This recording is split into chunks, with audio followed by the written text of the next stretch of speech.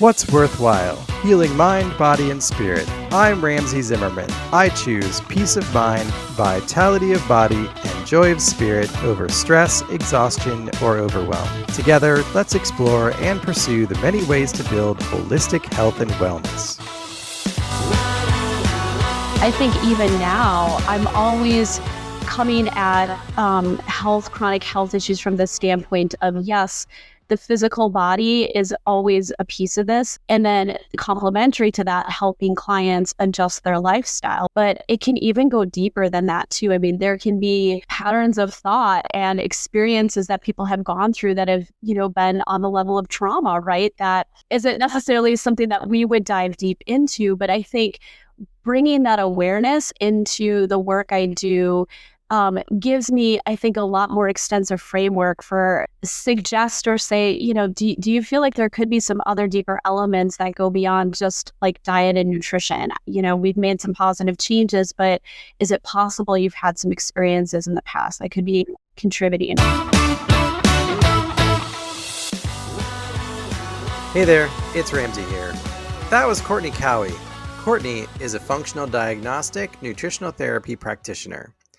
She also has a much wider view on holistic health beyond food, stress, and sleep. As a young person, she had chronic belly aches and only found relief after visiting a doctor of traditional Chinese medicine. Today, she often uses that lens when working with clients. We had a great discussion about what might be holding someone back from reaching their health goals when it feels like they are doing all the stuff, but things still aren't working. If that's you and you feel like things aren't clicking yet, maybe there are missing pieces in the mind, body, and spirit balance that still need to be addressed. Let's start talking it through.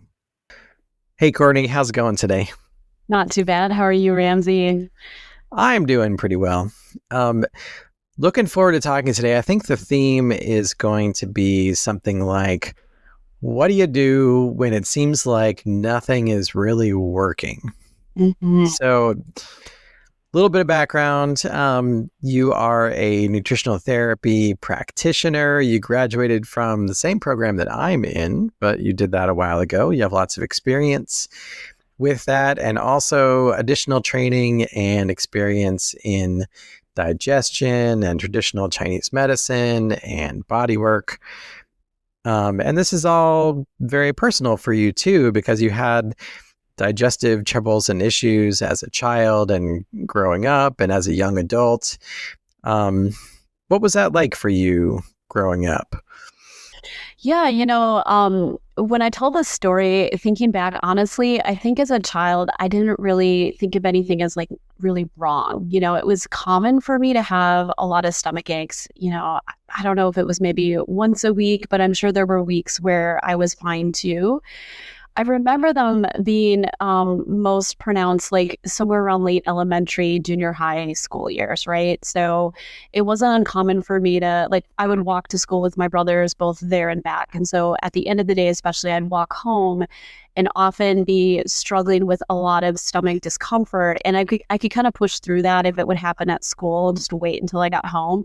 But the very first thing I'd always want to do when I get home is lay down on the couch or lay down on my bed with a pillow under my stomach.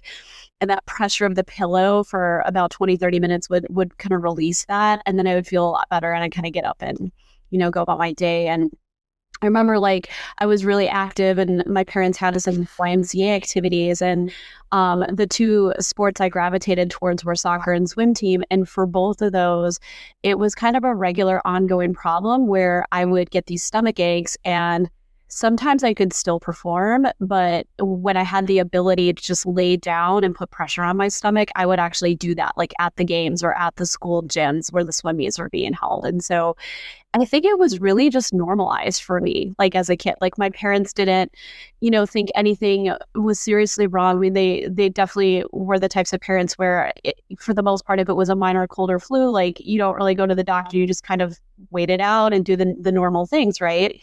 And otherwise, besides that, I was pretty healthy otherwise, very active, pretty normal childhood in that regard. So it wasn't really until I got older and I started to have more degree of breakdown. And for me, that looked like, bowel issues, especially, where my system was going was more in the direction of like frequent bowel movements and lots of like loose stool and that kind of thing.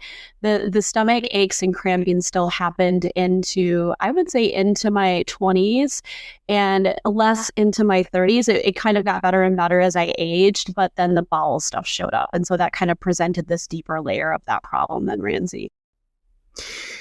Yeah, it's interesting what we sort of normalize, what we always feel like is kind of normal. Well, I just always have a tummy ache when I get home from school, doesn't everybody?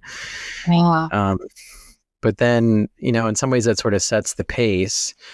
But you also seem like you didn't really let that hold you back because you were still, playing sports all the time. Mhm. But but then at some point you realized, at some point it got worse. At some point it was more than you could take. At some point you realized that there was in fact a real problem. What point was that? And at what point did you, take yourself to the doctors? Yeah. So that's a really great question. I think when things really started to get to a place where I was like, okay, this is beyond just an intermittent thing now. It's kind of becoming almost my everyday norm and it's a problem. I remember it really getting pronounced like when I was actually studying abroad in Japan in graduate school. So I was in my late 20s at that time and not the most convenient time for that type of situation to be rearing its ugly head. You're in a foreign country. I had been over there many times, even as an undergraduate, so I was pretty comfortable in the culture. I had a good command of the language, but honestly, Ramsey, like I wasn't even in America. I don't typically go to the doctor a lot. So, my first instinct wasn't like, let me go to the Japanese hospital and see what to do about this. But just maybe coincidentally or serendipitously, I had this good friend who was Japanese who had kind of a hobby interest in essentially Chinese medicine, but specifically using like traditional Japanese foods to support energy flow and, basically self-healing of the body. And so when we would hang out, and she loved to have dinner parties and just like host people, and she was very social, so she'd have me over a lot just to like sleep over and hang out and eat at her house. And she was always telling me all these little like factoids about Chinese medicine, and she's using this food to support this function. And so I started to get a little immersed in that way of thinking, and I was like, oh, this is so interesting, like this is actually like kind of cool. I would be really interested in learning more about this. And around the time I was having a lot of GI stuff, the thing that kind of pushed me actually over the edge was I was simultaneously working a part-time job at this busy Spanish food restaurant, like in downtown Tokyo. And the shift that the owner wanted to hire for was like the graveyard shift. It's like the third shift.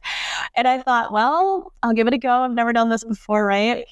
And I was maybe 2 months into this job. I mean, pretty immediately after I started the job, I noticed I was not feeling great. And I couldn't put my finger on it, but I got about 2 months into that job.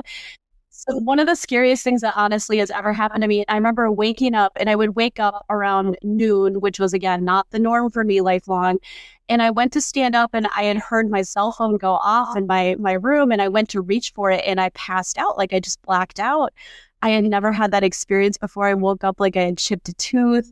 And so I think that was kind of the turning point where I was like, okay, I'm going to be over in this country for a while, and this is concerning. And I trust my friend Azumi. I'm just going to ask her what she thinks. And right away, she was like, you need to go see this Chinese herbalist lady I personally see. She's amazing. She's going to help you.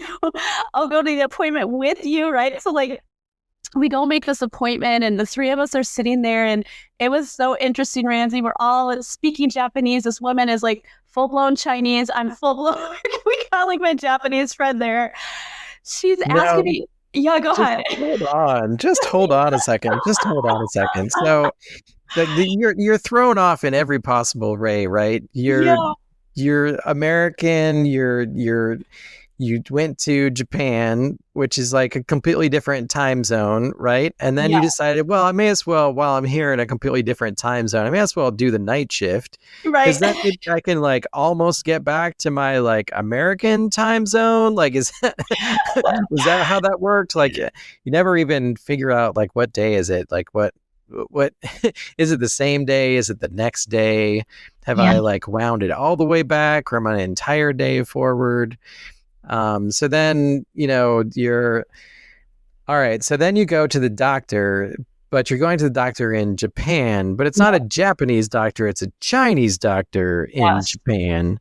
So Yes. you didn't actually go to, or did you sort of get any Western medicine perspectives first, or you just went to the straight to the Chinese, I went Japanese? Yeah, I went straight to the Chinese herbalist, essentially. She was like a doctor of herbal medicine from China. And Yeah, I don't know why I wasn't worried enough to go to a regular MD. Maybe it was just too intimidating. And maybe I just had so much trust and faith in my friend. I trusted whatever her guidance was at that point in time. She was sure. like a mom figure, Ramsey. She was a little bit older than me, too. So, yeah, but you're right. Like, I just kind of was like, yeah, sure, let's go check this lady out. I'm okay. I'm good with that. Right. Yeah. Yeah. Yeah, so you went from it's normal to have a tummy ache, but I'm going to compete in my swim meet anyways, to let's go to Japan and get Chinese herbalist medicine because I just blacked out and, hit my tooth on the floor or whatever. And so now, all right, so we're all caught up. We can continue the story now. So what did the doctor tell you? What was that like? Yeah, it was really fascinating. So she was asking me a lot of questions, and I was having this sense as we were dialoguing that it was almost like she could anticipate what the answer coming out of my mouth was. And that was kind of freaking me out because I'm like, how does she know how I'm answering these questions almost in advance of me answering them? And the questions she was asking felt like they were deeper questions, like more complex questions, like questions that got a little bit deeper into like who I am as a person, like how my habits are, how my thinking is. Very, very different felt sense compared to going to like a Western doctor and they're there with their computer and it's like the same question all the time. And, they're not really interested in talking about things other than the very specific thing you're going there for, right? And they certainly aren't as interested in trying to troubleshoot what the true root cause is. But like her questions were just so different. And I had never experienced that before. And the thing that really like blew me was when we got towards the end of the consultation, she was like, okay, I'm going to give you an analogy for what's going on with your body from a Chinese medicine perspective. The other piece of this equation I sort of left out that I'll just add in right here was I had been a very like intense athlete and even did like college lightweight rowing. This was like several years prior. And during that time, I had completely lost my menstrual cycle and I had never really regained it back, even though like I didn't do that kind of intense training at that level anymore. My body had never really found its like rhythm again. And so she had asked about all of this, even though it wasn't related to the loose stool issue I was having.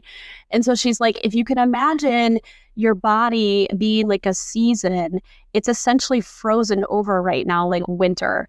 And that's why you're not having this cycle. That's why like there's stuckness in energy. And what I'm going to do is I'm going to give you some herbal formulas that are going to like soften and warm and create that flow again. And I was just like, oh, that is so interesting. I'm like, in some ways, it kind of makes some sense to me. Like that explanation seemed to get a lot more intuitively to that level of like, okay, like even though that doesn't really get at what are the organs doing per se, like as a system as a whole, that analogy really like resonated with me. And I was like, okay, this is interesting. So she gave me these like two formulas. They were, a lot of times in Chinese herbal medicine, they'll give you kind of like these dry processed herbs that are instant granules, if you will. All you have to do is add hot water. It mixes up really easy and you drink it like a tea. And so I was supposed to do that twice a day, went home. I think within like 3 to 4 weeks, my cycle came back on its own. It hadn't for years. And I was just like amazed. I couldn't comprehend how this was working. I was like, wow, like back in the day, the only solution doctors had for me was to go on birth control pill and eventually got tired of that. So like it actually interestingly had the most profound effect on the reproductive symptoms I had been having. And then the GI stuff was a little bit better, right? Like there was some improvement, but this is kind of the beginning of the long complexity of, just a struggle I went on after that, but it wouldn't ever fully resolve. But the menstrual stuff got like immediately better. And as long as I took those herbs, I, was regular, things were functioning really well. And then eventually, once I got back to the United States and I went off the formula, that was shortly kind of thereafter where I started my nutrition therapy training and really revamped how I was eating in a lot of ways. And then that diet change really supported kind of just keeping good like reproductive health, long term. I've never had that issue ever since, right? So I can say that's a testament to just what we learned going through that program in terms of like the importance of eating real foods and finding out what foods work well for your body and which don't, right? So anyhow, that was kind of the whole entry point into, I guess you could say, holistic medicine, functional medicine as a sense, but I came in it through that Chinese medicine angle, believe it or not. Yeah. And does that continue to sort of frame up how you think about health and about nutrition and about how being well, because that sort of has a lot of things built into it. There's a lot of pieces. What are kind of all the pieces that go through? Because it's not just what you eat and, what medicine you take. There's lots of other things to it. So what are all the pieces that go into health and wellness in your mind in terms of working with clients? Yeah, that's such a great question. And I think to answer kind of the first question you asked, like, does it still influence how I practice and think as a functionally trained nutritionist? 100%. The thing I really appreciated about Chinese medicine, and I can say this is true for a lot of the Eastern systems, Ayurveda, yoga kind of comes out of that Indian culture. To me, they definitely have a very holistic view of the interconnectedness of energy with physical health. And they have a gamut of tools to use to try to restore that balance. And the thing that I think really just made so much sense to me is that you can't take a body part and separate it out from the rest of the whole, right? And so in Western medicine, we've gotten really much to this place where everybody's very specialized and everybody goes to see a specialist. If they're having GI problems, you see a GI doc. If you're having, urinary problems, you go to like a, urologist, right? Like to me, there's a time and place for that. But, normally when people get out of whack in a chronic sense, there's going to be maybe that presenting system that's dysfunctional. But if you start to dig a little deeper, and you probably know this just through the training you're going through right now, Ramsey, like you'll actually find that there's other systems that are almost always at play too that are not optimal, right? Like, and we use, like, for example, we can do like nutritional assessments and look at these foundations of health and see where people are landing in terms of, what their priority is to focus on these different areas. And so I think even now I'm always coming at chronic health issues from the standpoint of, yes, the physical body is always a piece of this. This has always got to be like the foundational piece we want to support. And that's our wheelhouse, right? Like working with restoring health to the organs, the bodies, the tissues with nutrient-dense food. And then complementary to that, helping clients adjust their lifestyle. Maybe it's making new, habit changes around sleep or stress reduction or those types of, tools that can be employed to kind of help balance the nervous system or balance kind of like the overall just state of stress that most people are living in.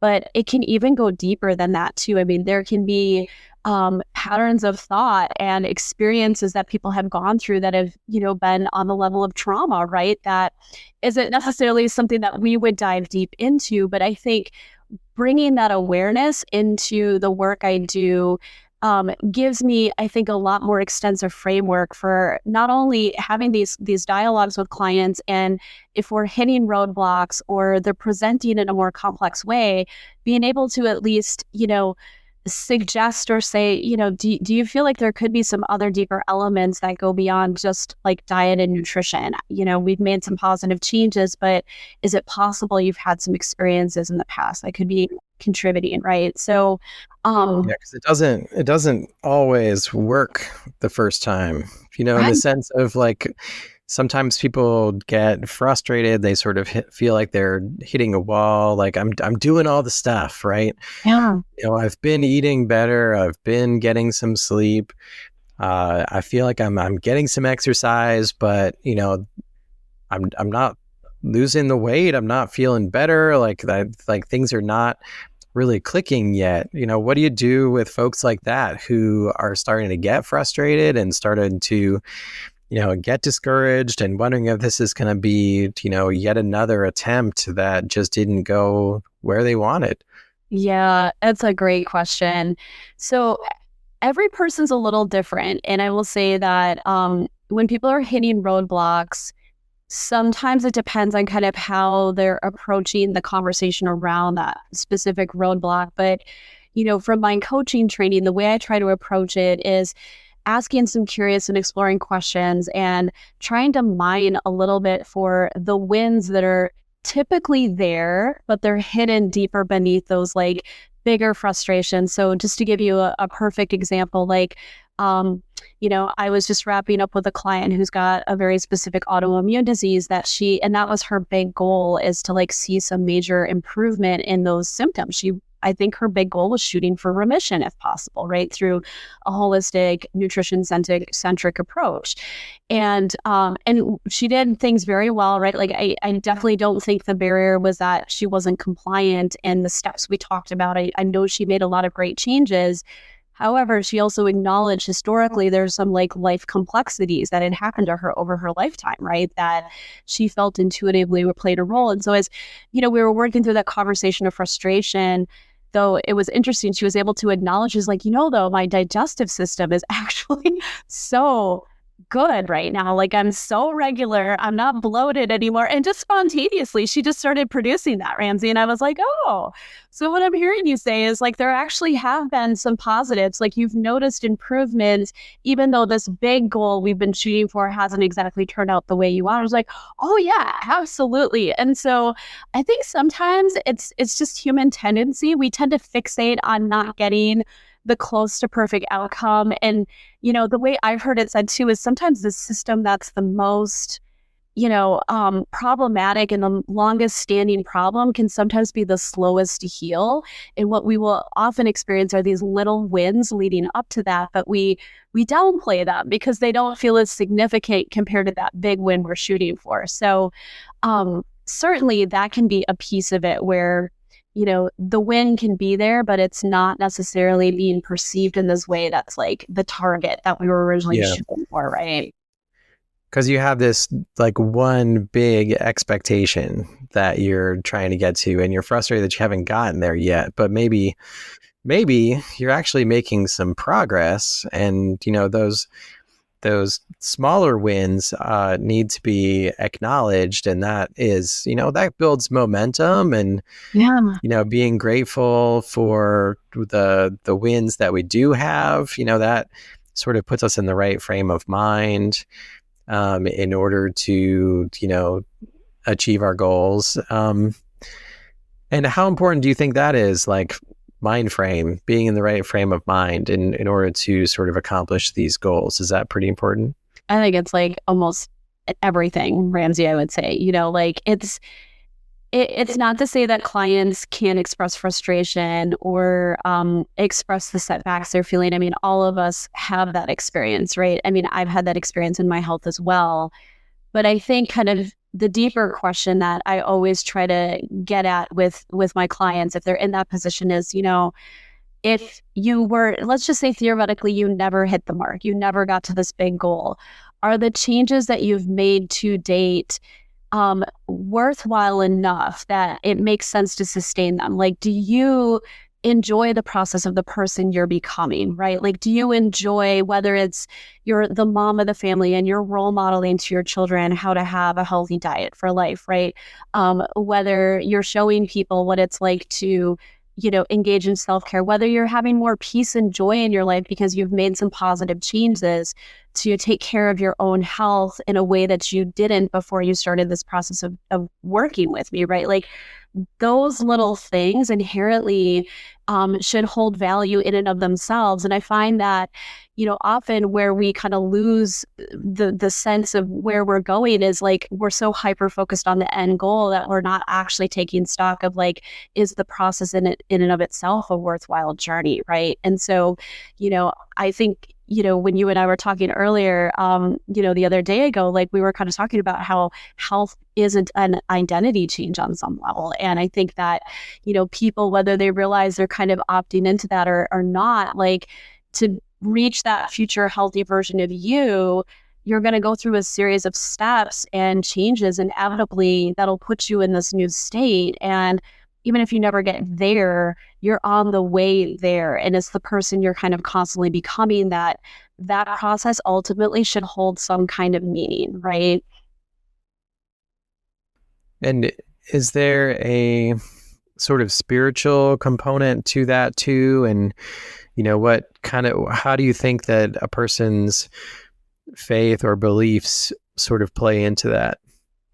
Yeah, I definitely think people that would acknowledge they have some sort of spiritual awareness or faith, right, or religious viewpoint that they subscribe to inherently tend to be a little bit more open to having that introspection and to trying to keep a little bit higher context in mind as they're going through this journey. They're able to, from what I've seen, reflect a little bit and take a step back and sort of acknowledge like, a part of me, even though is very frustrated with where I'm at with my health, also can give myself compassion and grace, or also can recognize that there's been this win. They're able to kind of hold that duality a little bit better, if that makes sense, right? And maybe what I've found is this theme of when people have a little bit of more of that developed spiritual awareness or nature to them, I just think it gives them greater endurance to stay the course, and they're not as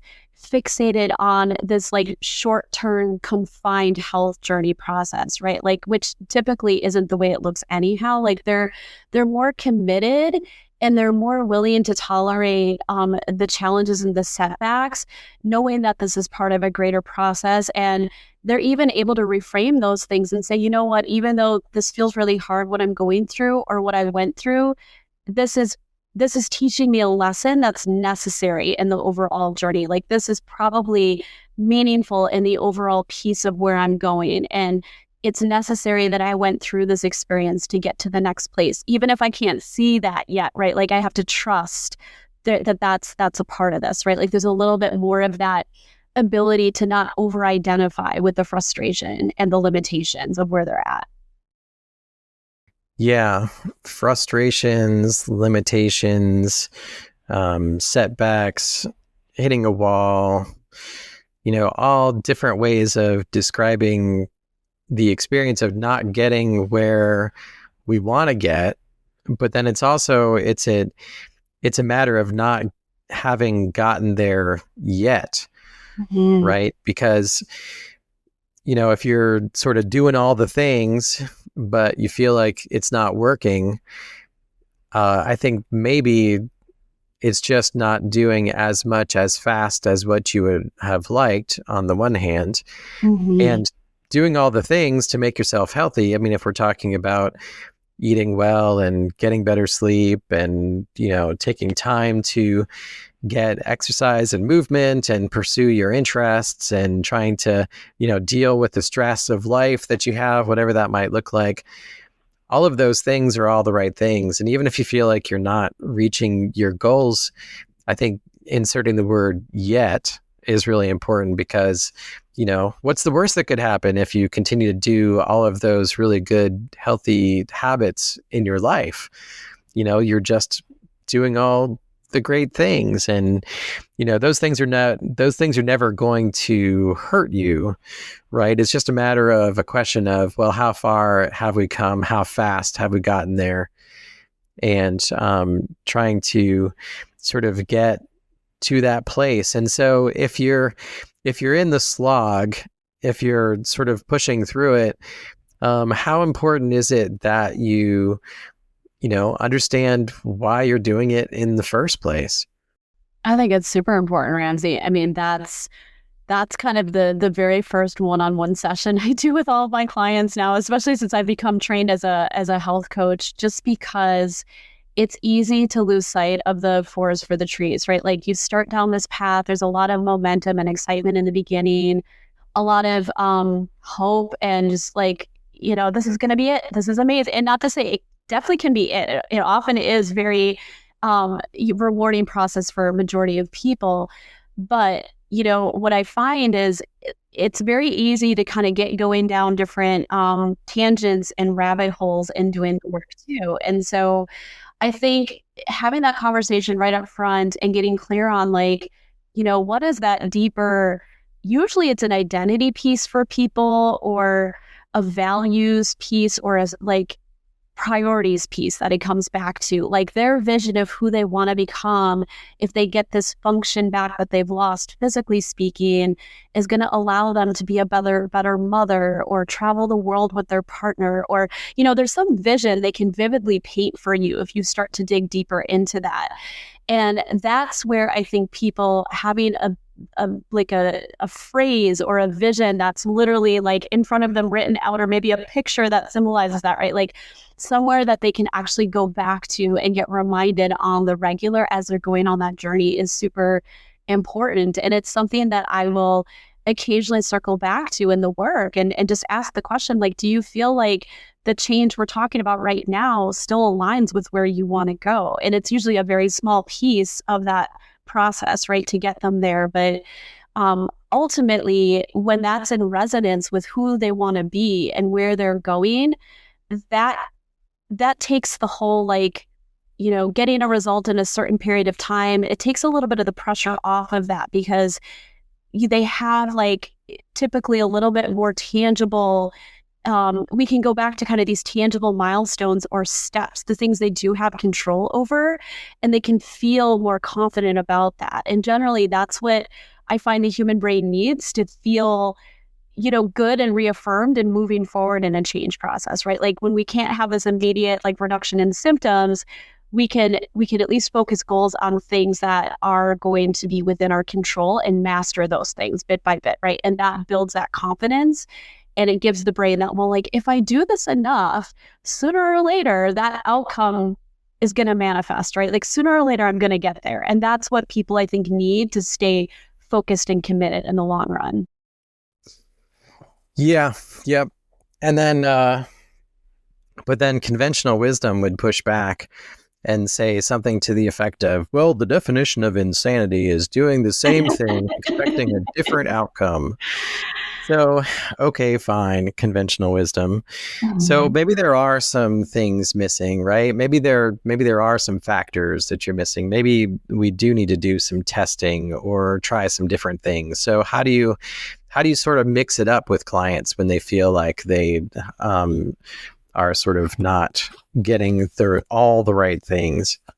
Yeah, that's a great question too. So in the work I do run functional testing with the majority of my clients. So I do find that's a very valuable tool, and a lot of people get a lot of reaffirmation and seeing the data they get back on their tests and going through the process of having that conversation and clinically correlating the symptoms they've got with some of the imbalances we're finding on the testing. So that can definitely be a piece that gives them a little bit more peace of mind that, like, physically speaking, we're seeing some data points that would suggest these imbalances they're experiencing make sense versus going to the doctor. Often they've had the experience of just having normal testing done, nothing wrong is found, and then they feel very dismissed. So that is definitely a tool that I use in the process of working with my clients. Normally, where they feel they get stuck is if we've done the testing or we've done the nutritional change, we've done some lifestyle adjustments, right? And they still feel like they're not seeing the tangible results in their symptom reduction that they're looking for.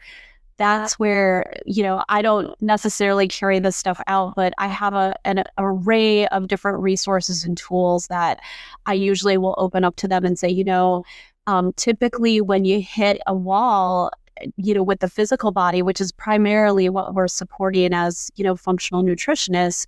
We're trying to bolster the best function we can from the physical body standpoint, but we know that illness involves both the spiritual, mental, emotional, physical body, right? Like there's a whole person component into that. So, and sometimes by this point, people already intuitively are like, yeah, I do think stress is playing a role here. Sometimes they'll say stress, sometimes they'll say certain traumas I've had in the past.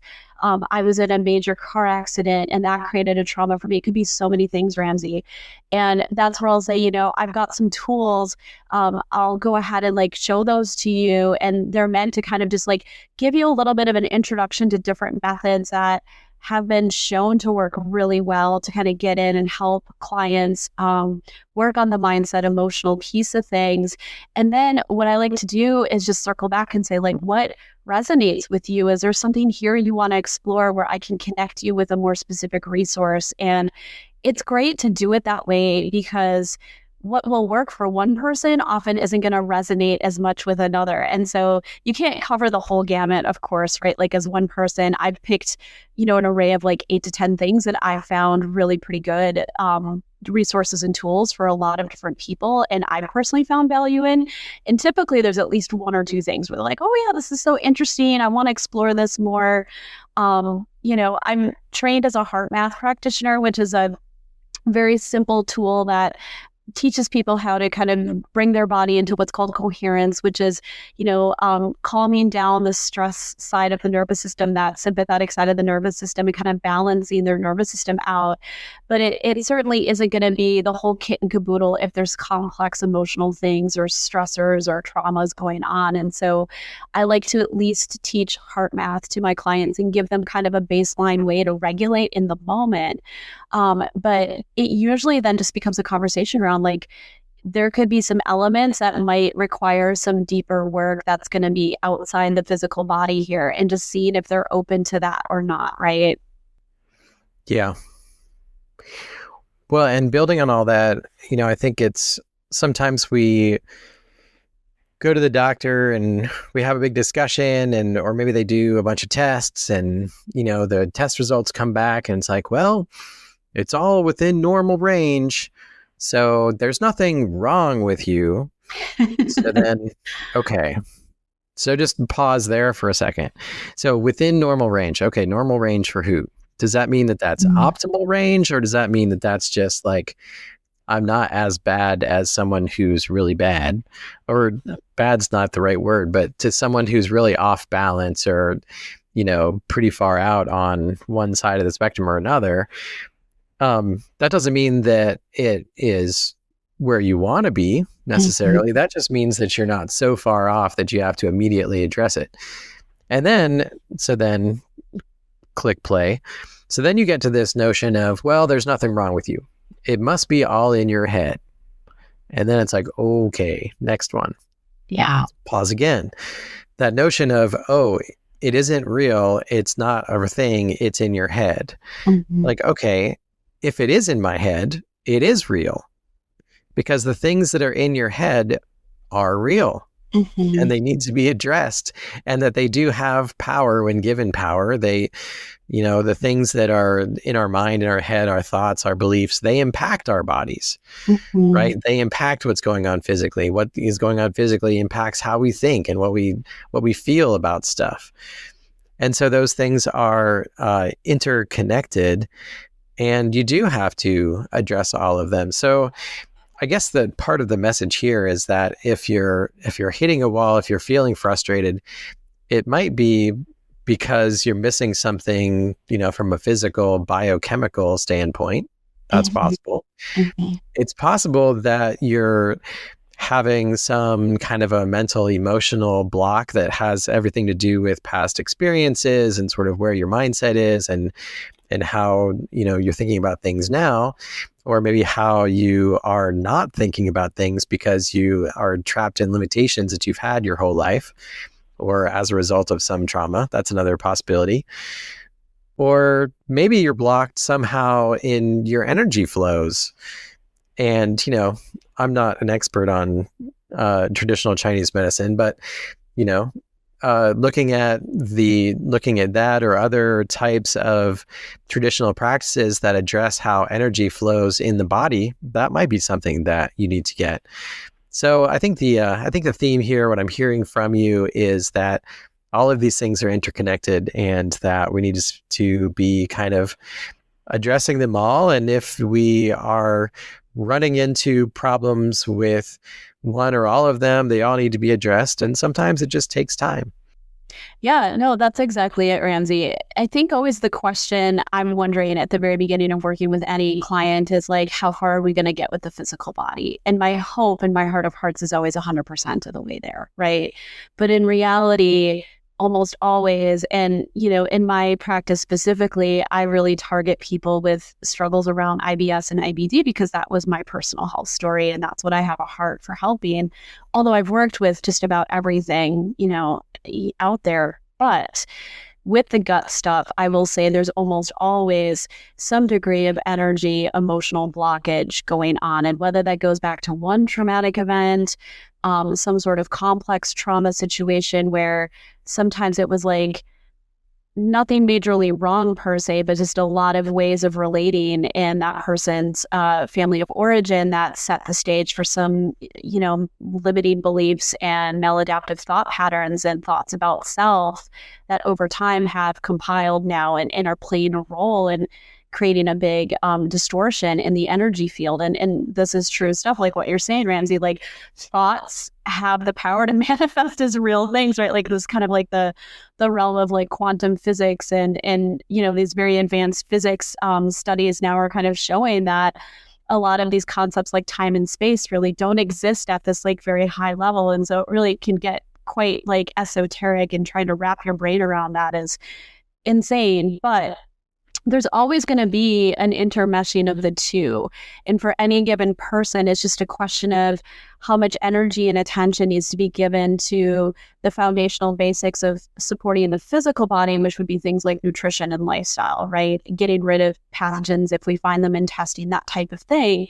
And how much time and energy needs to be devoted to that deeper exploration of psychological things. And the thing I wanted to say about you when you were speaking earlier that I think is also a delicate area, especially for people with IBS and IBD, is a lot of them have legitimately been told by a provider at some point, this is caused by stress. This is all in your head as a like, I'm writing you off tool, right?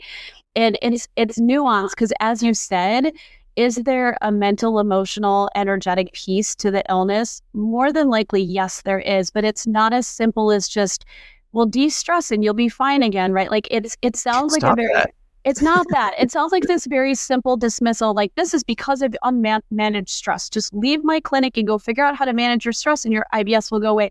Rarely is it that simple in my experience. And, sometimes I'll even say it this way to people, like if it was just about stress, every person out there on the planet in the Western world should be walking around with IBS then. So it's never that simplistic, but it's kind of analogous to like, I've had a lot of clients that have struggled with like overweightedness and weight loss resistance say that their doctors have written them off similarly and said, well, if you just go lose weight, your knee pain will go away, right? Like as if it's just a simple process. They're supposed to just go home and figure this out. And so that can create trauma too, in the sense of just that practitioner client or patient relationship, and just not having that sensitivity to like, these people might not even be aware that the context in which they grew up or some of the life experiences they've had have actually impacted them quite profoundly. A lot of this stuff could even be subconscious, and it doesn't need to be addressed eventually for them to get full healing. Yes, but to find the right tool and method and go through that process, that is actually, I would argue, a more complex endeavor than what we do as like nutritional therapists, with the physical work of the physical body. So, yeah. Yeah, for sure. Well, how do you work with clients? Do you work one-on-one? Do you work in groups? What kinds of services do you provide? And how can people learn more? How can they find you? Yeah, I do one-on-one work as of right now. That's kind of the spot I love the most because I get to really dive in and help people on a very personal level. The way that I work is over a 4-month context, and I find that that gives us both enough time to lay the foundations of knowledge they need, time they need to make some of these behavior and nutritional dietary changes over time, right? In a sequence way, to actually get them some tangible results. And so, yeah, it's a combination of kind of one-on-one work. A lot of my clients actually live far away from me, so I work over Zoom and do kind of like the telehealth one-on-one session thing. And then combined with that, I've created essentially like an online learning library program, if you will, that I take all of my clients through, and it's kind of meant to be supportive to our one-on-one sessions, which teaches them like how do you go essentially from not knowing anything about how to eat to support your health to knowing exactly what to do. And I always tell my clients, like, my goal is to kind of graduate you at the end of that period. Like, I don't want you to be fully reliant the whole time on me and then feel like once we step away, you're dependent to go see somebody else to help you. Like, I want you to be fully up to speed and know what to do so you can confidently walk into any grocery store, navigate any restaurant, make a safe and, confident choice for yourself, and feel empowered that you have some degree of control over your symptoms and your health from a nutritional lifestyle standpoint. So yeah, so that's kind of how I work. Yeah, that's great. And how can people find you online? Best way is through my website, which is simple, just Courtney Cowie, firstandlastname.com. And if you are listening to this and you've got IBS or IBD symptoms and you're struggling with that, you're looking for a holistic, nutrition-centric approach to help reduce those symptoms, I've got a great e-guide that's free. So if you go to the website, you'll just see a little clickable tab that'll say e-guide, and you can actually download that. And a lot of people have really enjoyed having that as a starting point.